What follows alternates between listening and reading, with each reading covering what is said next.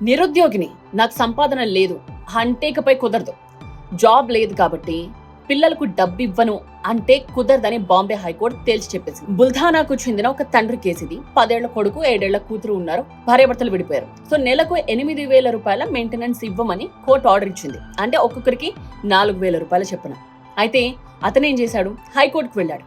Excuse ఏంటో తెలుసా, నాకు జాబ్ లేదు, ఆటో కూడా అమ్మేశాను, మరి డబ్బులు ఎక్కడి నుంచి తీసుకురాను అని. నాగ్పూర్ బెంచ్ క్లియర్ గా చెప్పింది ఏంటంటే, నిరుద్యోగం అన్నది ఒక ఎస్కేప్ కాదు. పిల్లలను కన్న తర్వాత నా దగ్గర లేదు అంటే కుదరదు.